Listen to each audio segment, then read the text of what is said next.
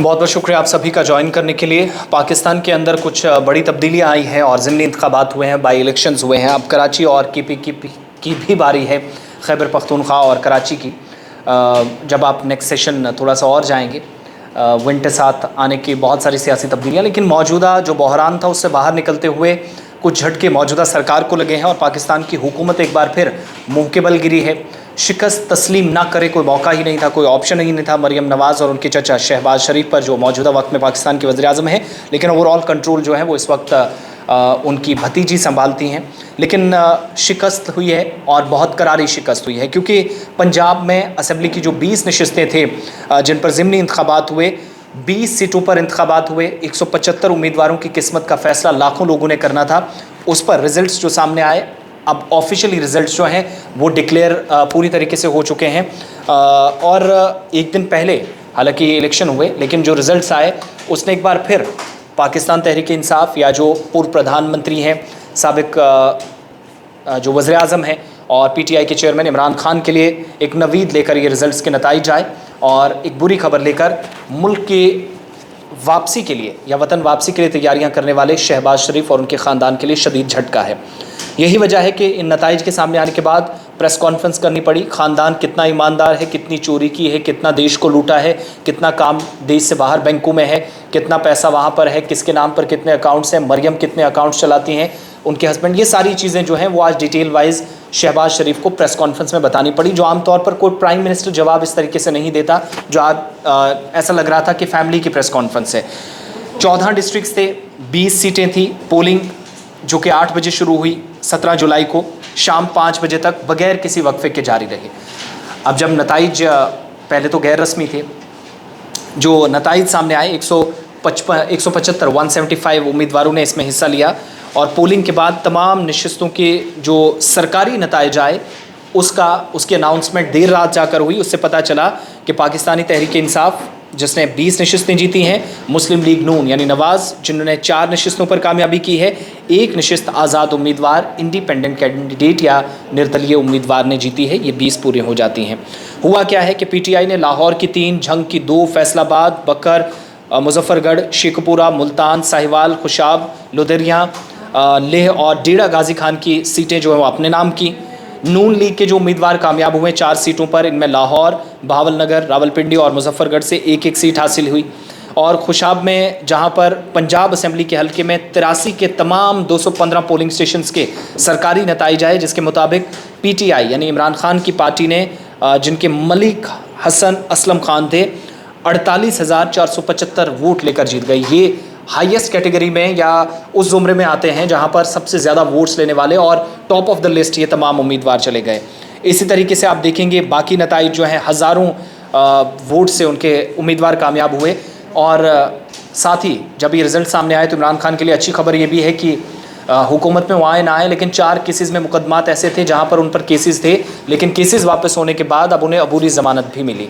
राहत थोड़ी सी उनके लिए है, मगर साथ ही रिजल्ट्स ऐसे आए जिसने मजबूर किया हुक्मरान जमात पाकिस्तान को कि वो सामने आई, अवाम के सामने कहा कि हम इस शिकस्त को, इस हार को तस्लीम करते हैं, लिहाजा जो अवाम का मैंडेट है, जो फ़ैसला है, सर आंखों पर। तहरीक इंसाफ ने मुल्तान फतह किया।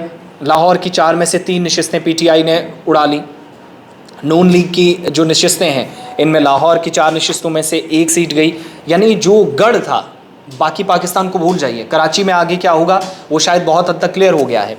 पाकिस्तान के अंदर इमरान खान को कितनी हिमायत हासिल है, क्यों उन्हें कुर्सी से उखाड़ कर नीचे फेंक दिया गया और वापसी की वो कोशिशें कर रहे हैं, पर उम्मीद हैं बहुत सारी चीज़ें क्लियर हो जाती हैं। हुआ दरअसल क्या है कि पब्लिक ने अपना मैंडेट, ऐसा महसूस होता है इन रिज़ल्ट्स के बाद, वन साइडेड कर दिया है। रिज़ल्ट्स वन साइडेड रहे। जिस तरीके से एक मुकाबले में आप 10 विकेटों से क्रिकेट मुकाबले में जीत जाए, या फिर इसी तरीके से आप रन्स के हिसाब से जब आप एक अच्छे खासे मार्जिन से जीतते हैं तो मैच वन साइडेड कहलाया जाता है। सेम सिचुएशन यहाँ पर भी बनी। 273 मुजफ्फरगढ़ से भी जो 147 पोलिंग स्टेशन थे, 52,000 से ज़्यादा वोट यहाँ पर लीडरान ने लिए और कामयाबियाँ हासिल की। आप अंदाज़ा लगा सकते हैं किस नौइयत के ये तमाम चीज़ें थी। और सबसे बड़ी बात है कि PTI ने एक आज़ाद उम्मीदवार वो भी अपने साथ कर लिया, यानी कुल मिलाकर 16 होगी, तो ये भी उनकी कामयाबी है। और रुझान उस शख्स ने भी देखा जो आज़ाद उम्मीदवार था।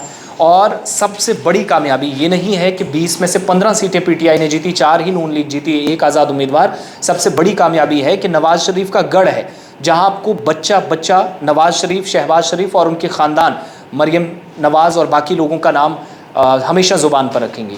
तो वो तमाम लोग हैं जिन्होंने यहाँ से कामयाबियाँ माजी में हासिल की हैं, अच्छा खासा वोट बैंक रहा है, लेकिन गढ़ में पीटीआई कारकुनान गए, उनने कामयाबी हासिल की। तो इस तरीके से इसीलिए हमने अपना टाइटल दिया कि कप्तान फिर जीत गए और मरियम मर गई। ये कहाँ हुआ? लाहौर, पाकिस्तान का वो शहर जो सबसे पुराने शहरों में से एक। भारत पाकिस्तान की तारीख को भी उठाकर देखते हैं तो कई ऐसी अहम शख्सियात हैं जिनने यहाँ से निकल कर मुल्क की खिदमत की है, कौम की खिदमत की है, मुल्क की सलामती के लिए, खुशहाली के लिए, तरक्की के लिए, इन सारे मामलात को बड़ी संजीदगी की और हसासियत के साथ लिया है, काम किया है।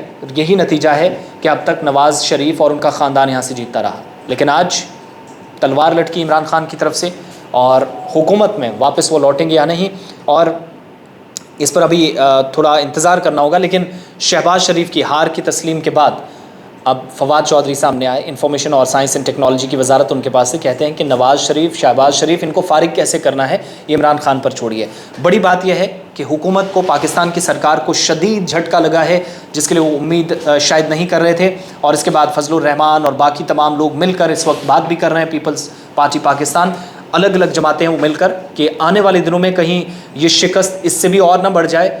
अब क्या स्ट्रेटजी होगी, अब क्या प्लानिंग होगी? बड़ी मजबूती के साथ आगे बढ़ना होगा, क्योंकि ये वन साइडेड वोट बताता है कि चैलेंजेस बहुत ज़्यादा हैं, बहुत सख्त रास्तों से, कठिन रास्तों से, बहुत कांटों से पीपीपी, जो पीएमएलएन है या बाकी जमातें हैं और जमात इस्लामी हैं, इन सभी लोगों को, पीटीआई को अकेले को टक्कर देने के लिए बहुत बाजी यहाँ पर लगानी होगी। शायद उसके लिए फ़िलहाल मुश्किल हालात नज़र आ रहे हैं। और अब दावा ये किया जा रहा है, पीटीआई की तरफ से ये भी दावा पेश कर दिया गया है कि खैबर पख्तूनख्वा में भी इंतखाबात जब होंगे, कराची में इंतखाबात होंगे, तमाम की तमाम नशिस्तों पर वो काबिज़ होंगे। देखने वाली बात ये होगी। लेकिन आज के नताइज बताते हैं कि मौजूदा हुक्मरानों को शदीद झटका लगा है। शायद किसी आज के वक्त में झटके से कम हम इसके लिए कोई ऐसा शब्द या ऐसा लफ्ज़ भी है जो इस्तेमाल ना कर सकें। लेकिन दूसरी तरफ पीटीआई के लिए नवीद, जिनको हुकूमत से बाहर फेंका गया था मौजूदा हुकूमत की तरफ से, जिसे इम्पोर्टेड हुकूमत भी पाकिस्तान में कुछ लोग कहते हैं।